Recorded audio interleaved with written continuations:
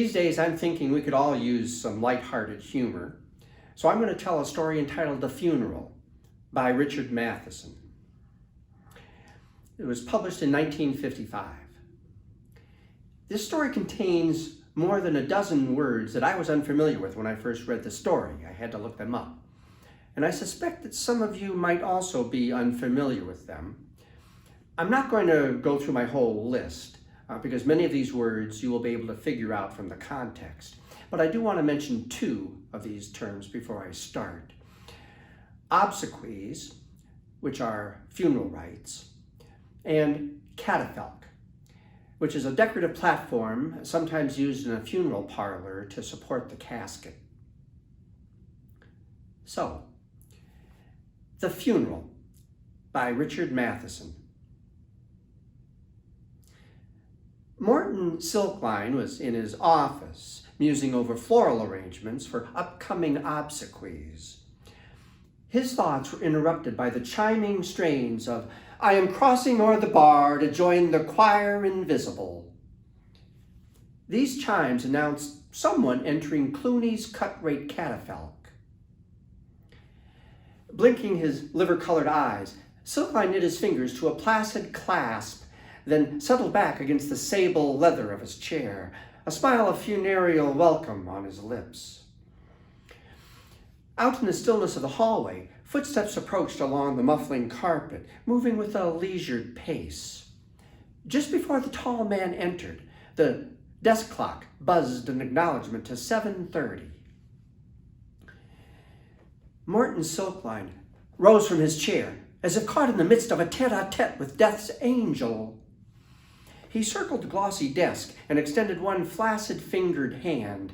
"Ah, good evening, sir," he soothed, his smile a precise compendium of sympathy and welcome, his voice a calculated drip of obeisance. The man's handshake was cool and bone-cracking, but Silkline managed to confine his reaction to a momentary flicker of agony in his cinnamon eyes. "Won't you be seated?" he murmured, fluttering his hand toward the grieved one's chair. "Thank you," said the man as he seated himself, his voice a polite baritone. He unbuttoned the front of his velvet collar overcoat and placed his dark Homburg on the glass top of the desk. "My name is Morton Silkline," offered Silkline, as he returned to his chair and settled on the cushion like a diffident butterfly. "Asper," replied the man. "May I say that I am proud to meet you, Mr. Asper," Silkline purred. "Thank you," said the man. "And now," continued Silkline, getting down to the business of bereavement, "what can Clooney's do to ease your sorrow?" The man crossed his dark-trousered legs. "I should like to make arrangements for a funeral service." Silkline nodded once with a "I am here to succor" smile. "Of course, sir, you have come to the right place." His gaze elevated a few inches. "When loved ones lie upon that lonely couch of everlasting sleep," he recited, "let Clooney draw the coverlet." His gaze returned, and he smiled with a modest subservience. "Mrs. Clooney made that up. We like to pass it along to those who come to us for comfort." The man nodded affably. "Fine. Very poetic. But to details. I should like to engage your largest parlor." "I see," said Silkline, restraining himself, but only with effort, from rubbing his hands together. "That would be our eternal rest room." The man nodded again. "Fine. And I would also like to buy your most expensive casket." Silkline could barely restrain a boyish grin. His cardiac muscle flexing vigorously, he did his best to push back the folds of sorrowful solicitude on his face. "I'm sure that can be effected." "With gold trimmings?" asked the man. Why, yes, said Director Silkline, clicking audibly as he swallowed. I'm sure that Clooney's can satisfy your every need during this time of grievous loss. Then his voice slipped from the condoling to the fiduciary. Naturally, it will entail a bit more expenditure than would otherwise be. The cost is of no importance, said the man, waving it away. I want only the best of everything. It will be so, sir, it will be so, declared a fervent Morton Silkline. Capital, said the man. Silkline went on briskly. Now, shall you be wanting our Mr. Mossmound to deliver his sermon on crossing the Great Divide? I think not, said the man, shaking his head thoughtfully. A friend of mine will speak at the service.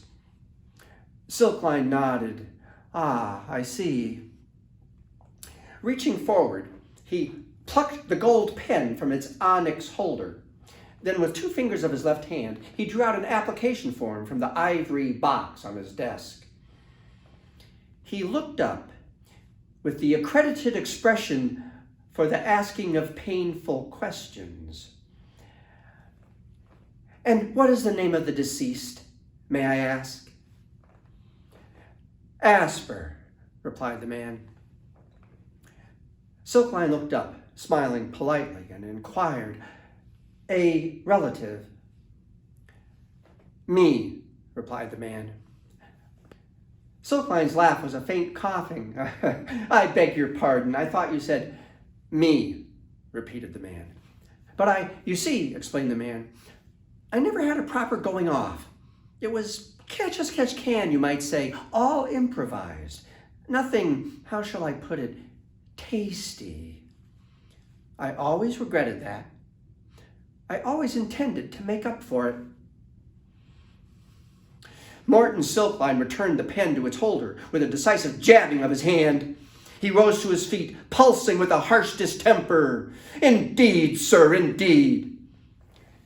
The man looked surprised at the vexation of Morton Silkline, and he started to speak. But Silkline interrupted.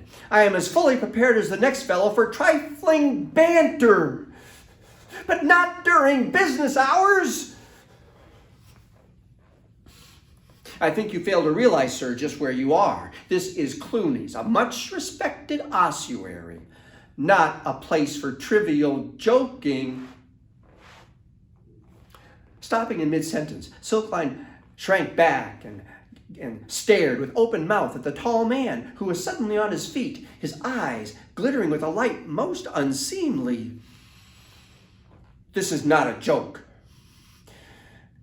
I came here with the most serious purpose in mind. His eyes glowed now like cherry-bright coals, and I expect this purpose to be gratified. Do you understand? Silkline tried to speak.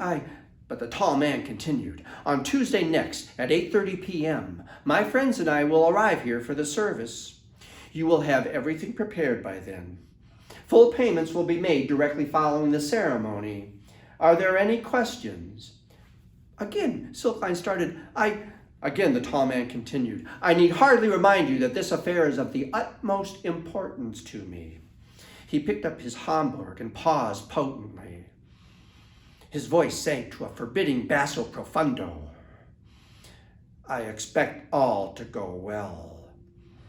Bowing slightly at the waist, he turned and crossed the office in 2 regal strides, pausing for a moment at the door. Oh, one additional item. That mirror in the foyer. Remove it. And I might add any others that my friends and I might chance upon during our stay in your parlors. The man raised one gray-gloved hand. And now, good night. When Silkline reached the hallway, his customer was just flapping out of a small window.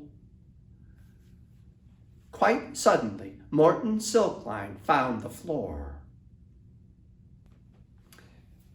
They arrived at Clooney's promptly at 8:30, conversing as they entered the foyer. They were met by Director Silkline, his legs shaking, his eyes ringed by the raccoon circles of sleepless nights. Good evening, greeted the tall man, noting with a pleased nod the absence of the mirror on the wall. Silkline tried to reply, but his vocal cords went slack as his dazed eyes moved from figure to figure in the tall man's entourage.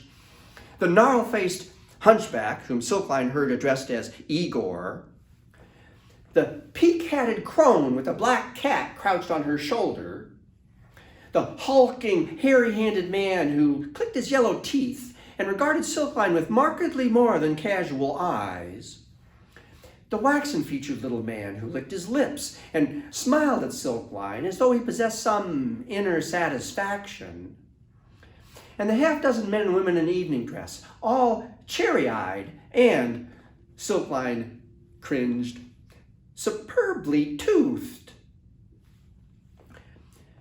Silkline hung against the wall, his mouth a circular entranceway, his hands twitching feebly at his sides. He remained motionless while the chatting assemblage passed him by, heading for the eternal restroom. "Please join us," said the tall man. Silkline stirred fitfully from the wall and wove an erratic pattern down the hallway, his eyes still saucer round with stupor. The tall man said pleasantly, "I trust everything is well prepared." Silkline squeaked, Oh, yes." "Sterling," said the man. When the two of them entered the room, the others were grouped in a semicircle, admiring the casket. "Is good," mumbled the hunchback. "Is good box." The ancient crone stroked her cat and cackled, "Aye, be that a casket or be that a casket, Delphinia?" Delphinia replied, "Meow." The others nodded with felicitous smiles and murmured, "Ah, ah." Then a well-dressed woman said, "Let Ludwig see." So the semicircle split open so that the tall man could pass. He ran his long fingers over the gold trim on the sides and on the top of the casket, nodding appreciatively. "Splendid," he said, his voice husky with emotion. "Quite splendid. Just what I always wanted." "You picked a beauty, lad," said a tall, well-dressed gentleman. "Well, try it on for size," declared the chuckling crone. With a boyish smile, Ludwig climbed into the casket and wriggled into place. "A perfect fit," he said with contentment. "Master, look good," mumbled Igor. "Look good in box." Then the hairy-handed man demanded they begin because he had an appointment at 9:15. So everyone hurried to their chairs. "Come, duck," said the crone, waving a scrawny hand at the ossified Silkline. "Sit by my side. I likes the pretty boys, I do. Eh, Delphinia?" Delphinia said, "Meow." "Please, Jenny," pleaded Ludwig, opening his eyes for a moment. "I'm serious. You know what this means to me." The crone replied, Aye. Then took off her peaked hat, and as the zombie-stiff Silkline quivered into place beside her, aided by the guiding hand of the waxen-faced little man. "Hello, pretty boy," whispered the crone, leaning over and jabbing a spear-point elbow into Silkline's ribs. Then the tall, white-haired gentleman from Carpathia rose to his feet, and the service began.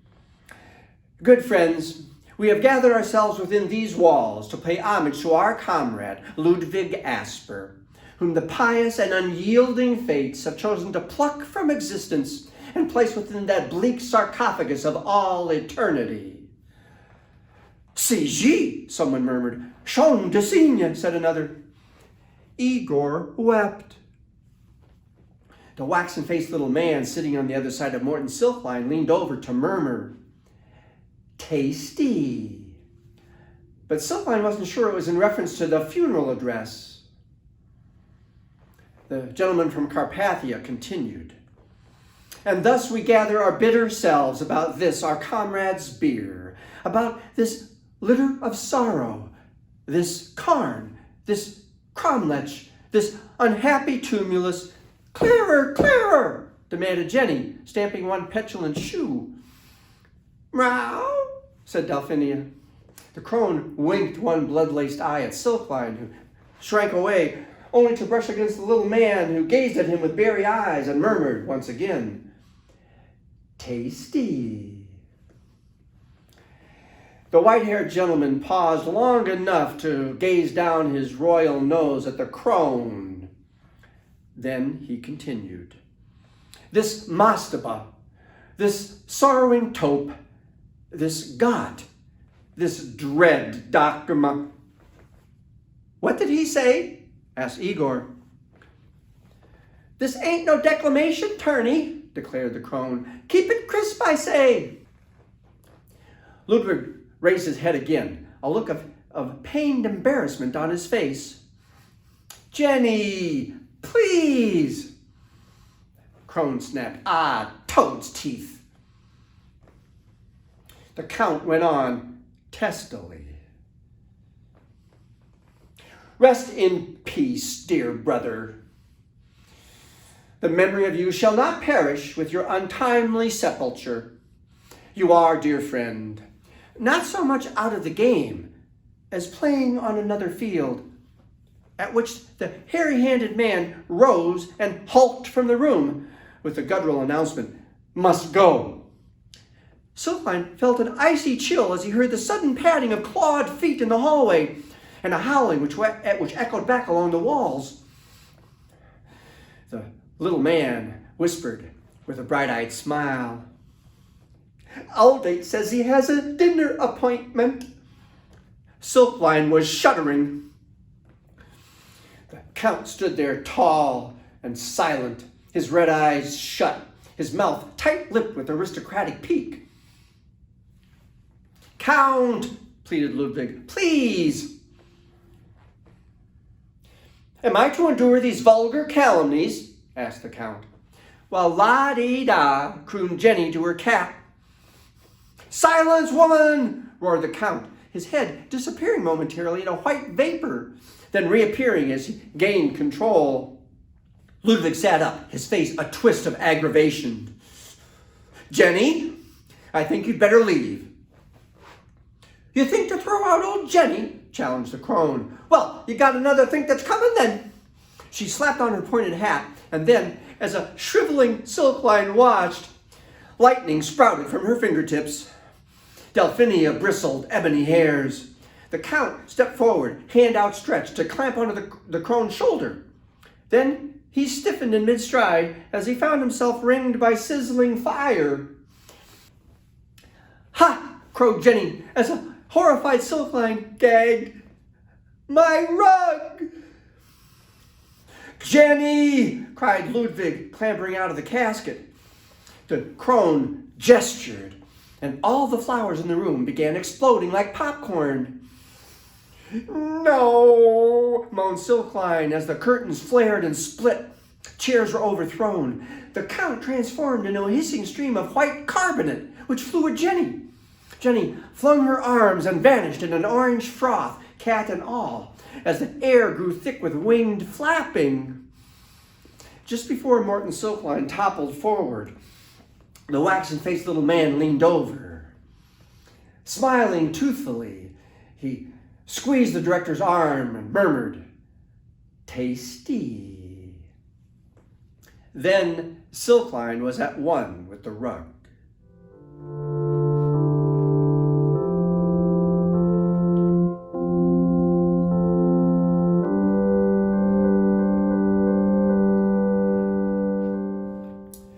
Martin Silkline slumped against his sable-leathered chair, still twitching slightly, even though a week had passed since the nerve-splitting event. On his desk lay the note that Ludwig Asper had pinned to his chest while he was still unconscious.